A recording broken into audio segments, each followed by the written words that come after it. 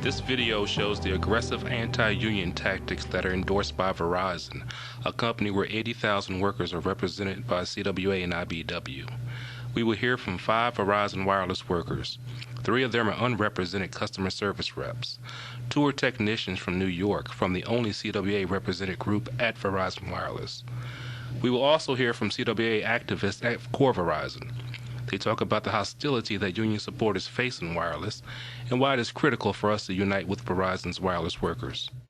This video is about 3 things: why we must organize Verizon wireless workers, the difference in working conditions between Core Verizon and Verizon Wireless, and Verizon's hostility towards workers who want a union.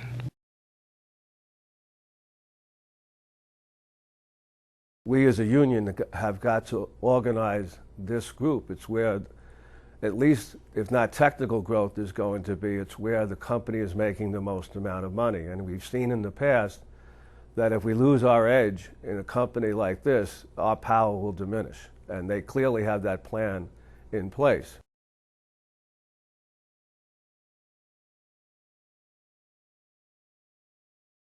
And when you look at where things are today versus where I think this company wants to go tomorrow, the work is traveling to the wireless side of the house. We see it every day with the landline. I hear the stories from their side that the money's not being invested in that network as much. There's not as much money going that way. Where on Verizon Wireless side, we say, hey, what are you talking about? They're spending money over here left and right. We're building new stuff, creating a better network every day. That's what we're trying to do right now. The company keeps on telling us, widen the lead, do everything bigger, better, spend money.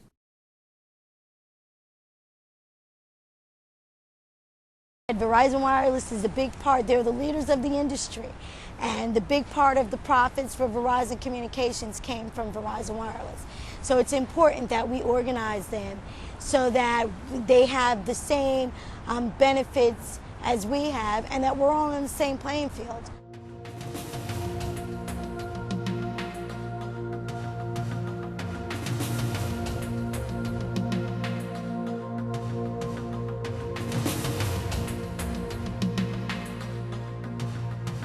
Verizon workers, whether they be in communications or wireless or operator services, all pretty much do the same work. In the wireless industry, customer service reps do the same work as customer service reps on the wire side of the industry. We do not pay for our benefits. We have a structured pay scale. And now Verizon is looking at the wireless industry and saying, this is what the standard should be.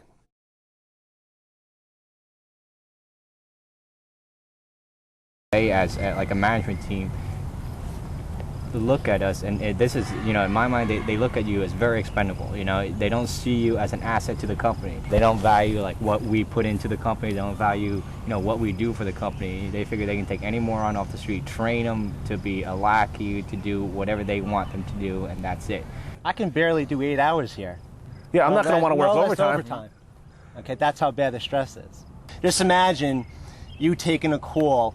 You would have to accomplish a call within 3 minutes, okay? And after you're done with that call, about maybe 15 seconds, take another call. Do that for 8 hours. I want to see the supervisor do that for 8 hours. I want to see how long they last. I've been doing it 2.5 years.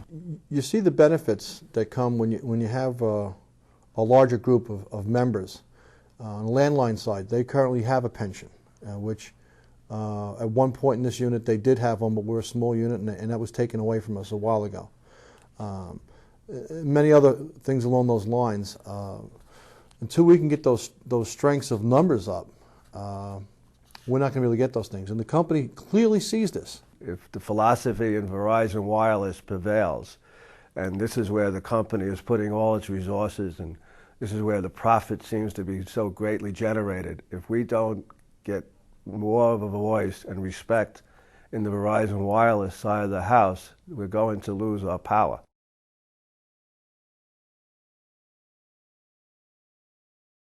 When the company started holding focus groups, when the union started to organize, everyone was actually pretty anxious to find out the 2 stories of the side.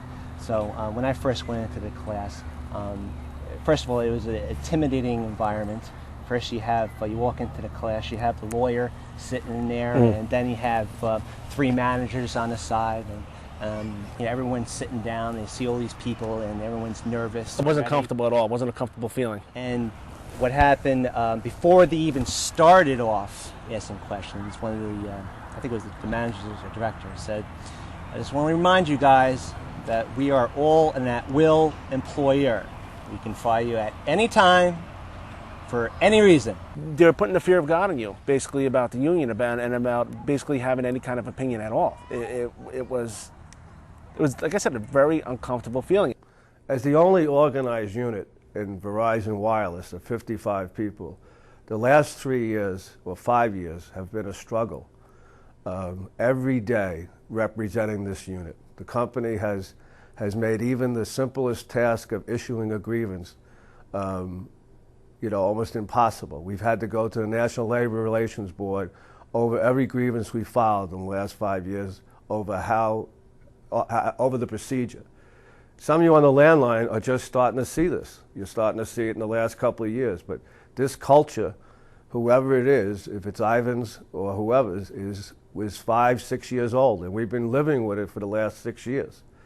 And again, who's going to prevail here? Our strongest feelings are that there's strength in numbers, and currently with only 52 members or so, we don't have that strength. Thank God we do have the telephone side of the house that actually do back us up.